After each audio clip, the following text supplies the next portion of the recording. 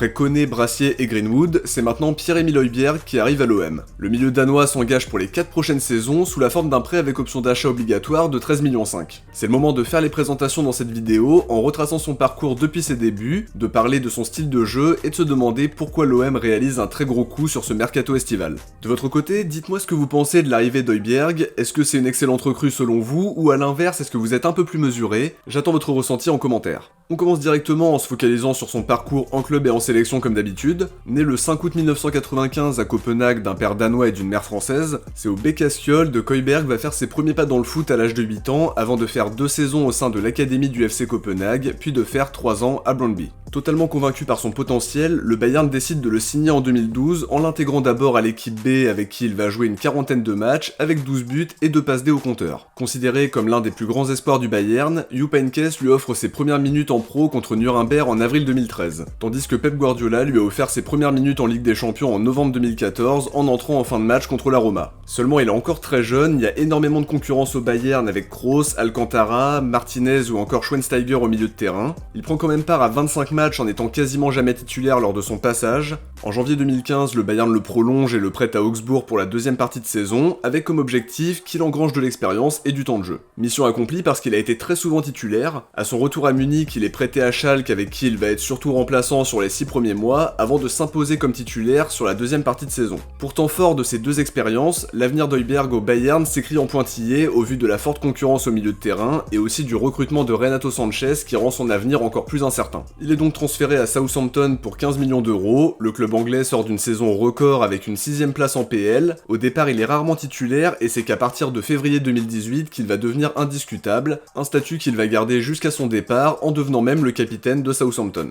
À l'été 2020 il signe à Tottenham pour 16,6 millions, un choix payant parce qu'il se rend très vite indispensable aux yeux de Mourinho en formant un double pivot très intéressant avec Sissoko. Même chose sous les ordres d'Antonio Conte en étant cette fois souvent associé à Bentancur ou à Oliver Skip. Seulement l'arrivée de Postecoglou va changer beaucoup de choses, il le considère plus comme un indispensable, il lui préfère Pape Matar Sarr, Bissouma ou Bentancur. La question de son avenir se pose de plus en plus, son nom a d'ailleurs été associé à Lyon cet hiver mais ça le tentait pas. C'est finalement à Marseille qu'il pose ses valises pour les 4 prochaines saisons, en prêt avec option d'achat obligatoire de 13,5 millions.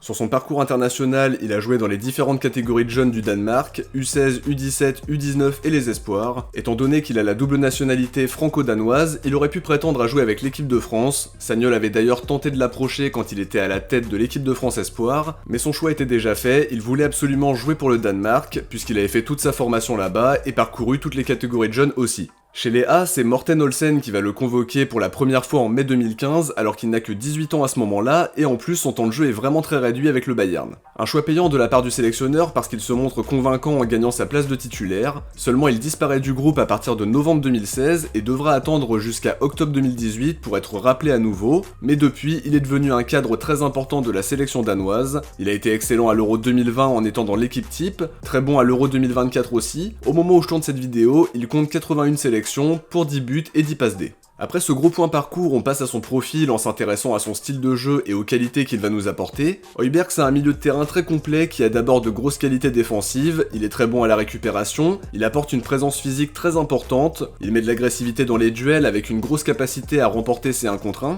il coupe les lignes de passe grâce à des facultés d'adaptation certaines et c'est aussi un très bon tacleur. Là où le profil est encore plus intéressant, c'est que ses qualités ne se limitent pas seulement à l'aspect défensif, c'est un bon relanceur, capable de se projeter grâce à son aisance balle au pied qui lui permet d'effacer son vis-à-vis, il a une bonne vision de jeu, beaucoup d'intelligence de jeu, c'est un bon passeur que ce soit dans le jeu court comme dans le jeu long, il a aussi une grosse frappe du droit qui lui permet de marquer quelques buts chaque saison, et c'est quelque chose qui nous a vraiment manqué la saison dernière, donc c'est vraiment positif de recruter un joueur qui correspond à ce profil-là. En gros, c'est un milieu complet qui coche toutes les cases pour le système des Herbis, solide derrière avec des qualités offensives tout en étant infatigable dans l'entrejeu. Il est présenté comme quelqu'un qui est très à l'écoute, qui travaille beaucoup et qui sait se remettre en question, ça aussi c'est important à mettre en avant. Alors maintenant, est-ce que l'OM réalise un gros coup en faisant signer Pierre-Emile Højbjerg? Perso, je suis vraiment emballé par son arrivée, c'est un joueur qui a des références, on parle quand même de quelqu'un qui a joué plus de 250 matchs de Première Ligue, plus d'une trentaine de matchs de Coupe d'Europe, participé à 3 compétitions majeures, Euro 2020, Euro 2024 et aussi le Mondial 2022 en étant un cadre de sa sélection. Il est aussi passé par le Bayern qui est un club connu pour son exigence, une exigence qu'il va tenter d'apporter à Marseille. Sur le style de jeu, il est totalement des Herbis compatible, son profil est même totalement complémentaire avec celui d'Ismaïla Ismaël Koné, il peut aussi l'aider à progresser sur ses lacunes, donc c'est une bonne chose. On l'a dit, il est très bon derrière en ajoutant des qualités offensives à sa panoplie, en plus il n'avait plus qu'un an de contrat à Tottenham et la direction a saisi l'opportunité, il vient sous forme de prêt avec option d'achat obligatoire de 13,5 millions, ce qui reste très raisonnable pour un joueur de son niveau, et qui permettra aussi de décaler le transfert définitif à l'été prochain. Il aura aussi un gros salaire puisqu'il était autour de 500 000 € par mois chez les Spurs, et on imagine que ce sera même un peu revalorisé. C'est aussi un joueur qui est très rarement blessé, il avait eu un problème au genou quand il était au Bayern, c'était en 2013 et son absence n'avait duré qu'un mois et demi. Depuis, il n'a pas été absent plus de 3 matchs consécutifs apparemment, donc c'est un point très positif. Il y a un élément intéressant, c'est qu'il a la double nationalité par sa mère, il parle français donc ça va grandement faciliter l'adaptation, il a déjà découvert le vélodrome avec Tottenham en marquant d'ailleurs en toute fin de match, il a eu un avant-goût de l'ambiance et de la pression qui règne au stade, même si le virage nord était fermé pour ce match-là, donc il n'a pas encore vu un vélodrome rempli. Il va quand même devoir s'adapter à une nouvelle ville, à un club où la pression est très forte, mais je me fais pas trop de soucis à ce niveau-là. Il a beaucoup d'expérience et des qualités sportives qui ont tout pour faire lever le vélodrome. Son arrivée reflète l'ambition des dirigeants après une décevante 8ème place, c'est typiquement le genre de joueur que tu prends quand t'es en Ligue des Champions, mais aujourd'hui avec l'arrivée de De Zerbi, il y a pas mal de joueurs qu'on pensait inatteignables sans Coupe d'Europe, qui sont finalement chauds à l'idée de venir. On pense à Brassier qui avait apparemment des propositions de clubs qui jouaient la Ligue des Champions ou l'Europa League, Greenwood qui était très sollicité, et maintenant Hubert qui signe sans Coupe d'Europe. La direction réalise un travail colossal pour monter une belle équipe cet été, et sur ce dossier on peut dire bravo à Mehdi Benassia qui avait initié l'idée cet hiver, et qui l'a relancé en jouant un rôle très important. Il l'a côtoyé au Bayern, ce qui a facilité les discussions. À 28 ans, c'est un joueur qui est dans la fleur de l'âge avec beaucoup de maturité dans son jeu. Je pense vraiment que l'OM réalise un très gros coup sur le marché en faisant signer un joueur de première ligue, cadre de sa sélection, au profil très complet et totalement adapté à De Zerbi. Bien sûr, comme toujours, c'est le terrain qui va donner sa vérité, mais sur le papier, je suis vraiment conquis par son arrivée. Pour rappel, il a été adoubé par Guardiola et par Mourinho, c'est vraiment pas anodin quand t'es encensé par des coachs de ce standing.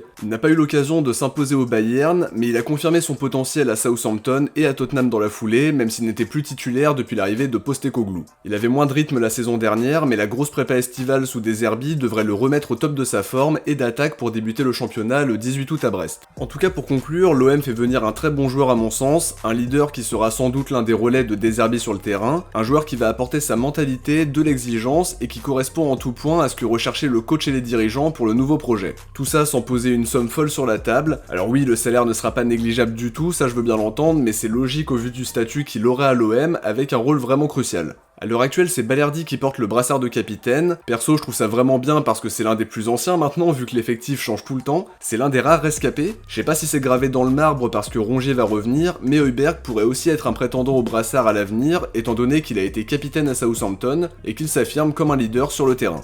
De mon côté, j'arrive à la fin de cette vidéo, j'espère en tout cas qu'elle vous a plu. Si c'est le cas, n'oubliez pas de laisser un like avant de partir pour soutenir la chaîne et permettre à cette vidéo d'être mieux mise en avant. Je vous invite aussi à vous abonner en activant les notifications pour ne rien louper de l'actualité de l'OM, surtout qu'on le voit bien ces derniers jours, le mercato est vraiment très animé dans le sens des arrivées comme des départs. Si vous avez regardé la vidéo jusqu'au bout, écrivez recrue en commentaire. Ciao, portez-vous bien et surtout allez l'OM.